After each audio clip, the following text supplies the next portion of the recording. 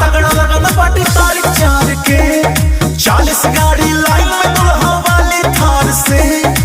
चाहे हो इंटरलॉकिंग चाहे हो खड़ंजा लौंडे कूद के माटी खची है। सुनो सुनो सुनो घराती दूर रहे डीजे से खाली बराती नचिए। घराती दूर रहे डीजे से खाली बराती नचिए।